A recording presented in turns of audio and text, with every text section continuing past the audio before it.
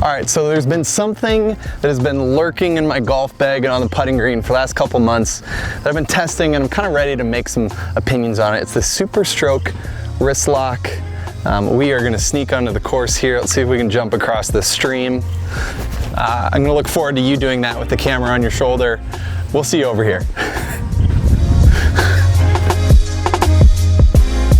All right, so I got my normal putter, and I want to show you how I typically set up for a putt first, and then we'll look at how the wrist lock affects that. So, normal putter, I take a pretty conventional stance, a little bit of forward press. That one breaks more than we thought. And then here's what it looks like when you do the wrist lock. Now, if you do it exactly how you're kind of supposed to, you take your arm like this and kind of put this little knob into your wrist there. And for me to be able to do this and have this feel right, I kind of have to open my stance a little bit and kind of feel like I open it up, my shoulders a little bit pointing more up, and kind of rock it back and forth like this. A little different feel, there's definitely more forward press. And now what I've discovered, there's kind of another way to do this, is just use this more like a traditional grip and more subtly use this shape here of the grip and just kind of grip it normally. Don't really do a lot of forward press to try to really lock it in there. But it has this nice kind of feel where you can feel if the shaft is moving as you putt. So if you are changing that angle in the backswing, you'll feel it kind of touch your wrist. So it's almost this nice little kind of reminder. And that's kind of the other way that I've seen this working. So another one of the things about this grip, which is different than most Superstrokes, it is kind of rectangular.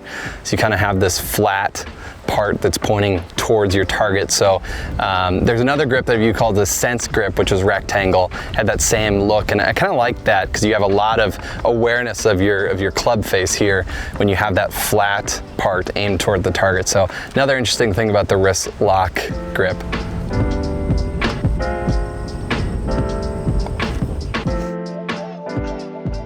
So I guess what's the conclusion, right? Well, I don't think this combo of head and grip are gonna make it into my bag.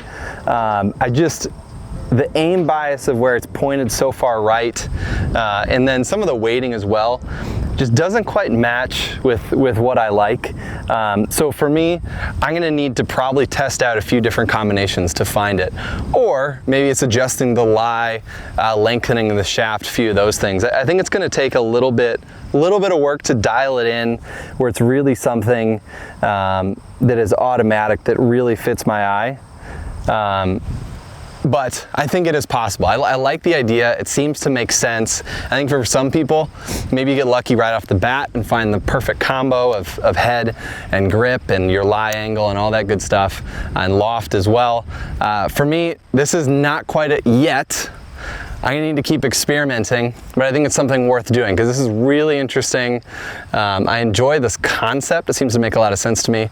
But Superstroke Wrist Lock, I like it. We're gonna keep tinkering. I would be curious to hear if anyone else has tested this out. If you've tested this out, I'd love to hear your results. Has it worked for you? Has it not? What kind of putter did you put it in? Comment below. We'd love to hear about your experiences.